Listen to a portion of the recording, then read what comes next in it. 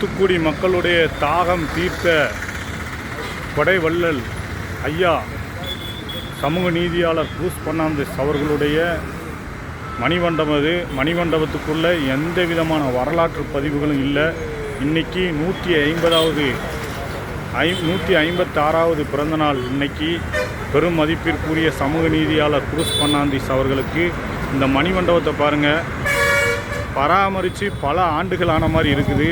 சரியான பராமரிப்பு இல்லை, ஒழுங்காக கழுவி கூட அவங்க விடலை. இங்கே பாருங்கள், கீழே படிகளை பாருங்கள், எவ்வளோ கரையை அழுக்காக இருக்குது பாருங்கள். சிலையை நீங்கள் பார்த்தீங்கன்னா தெரியும், சிலையும் வெள்ளை அடித்து பெயிண்ட் அடித்து ரொம்ப நாள் இருக்கும் போல். மணிமண்டபம் கட்டும் பொழுது ஆரம்பிக்கப்பட்டது. இதுக்குள்ளே நல்ல ஆய்வு செஞ்சாச்சு. எந்த விதமான வரலாற்று பதிவுகளும், அதாவது ஐயா பெருமதிப்பிற்குரிய குரூஸ் பெர்னாண்டஸ் அவர்களுடைய எந்த விதமான வரலாற்று பதிவுகளும் உள்ளே இல்லை. அவர் இந்த தூத்துக்குடி மக்களுக்கான தந்தை என்பதையும், அவருடைய வரலாறு தமிழகத்தில் மாபெரும் சிறப்பு வாய்ந்த வரலாறு என்பதையும் இந்த தமிழக மக்கள் புரிந்து கொள்ளணும். ஏன்னா சமூக நீதியாளர் கொடூரமாக கொலை செய்யப்பட்ட அன்றைய கலெக்டர் ஆக்ஸ் துரை அவர்களுக்கு 1911 அன்று கொலை செய்யப்பட்டவருக்கு தூத்துக்குடி மாவட்டத்துக்குள்ளே ஐயா குரூஸ் பெர்னாண்டஸ் அவருக்கு நினைவு மெமோரியல் பூங்கா ஒன்று ஓப்பன் பண்ணியிருக்காங்க.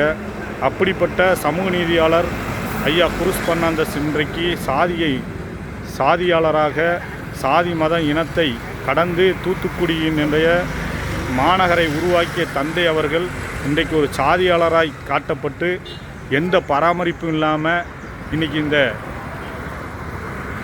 மணிமண்டபம் காணப்படுது. அது மட்டும் இல்லாமல் அவருடைய வரலாறு பதித்த எந்த ஒரு வரலாற்று ஆவணங்களும் உள்ளே கிடையாது. அதனால் இது வன்மையாக கண்டிக்க வேண்டிய ஒரு முக்கியமான விஷயம். உள்ளே உள்ள பூங்கா பாருங்கள், வனாந்தரம் மாதிரி இருக்குது. இந்த சைடு காவல்துறையில் உட்காந்துருக்கிறதுனால அவங்கள காட்டுற ஆசைப்படலைன்னா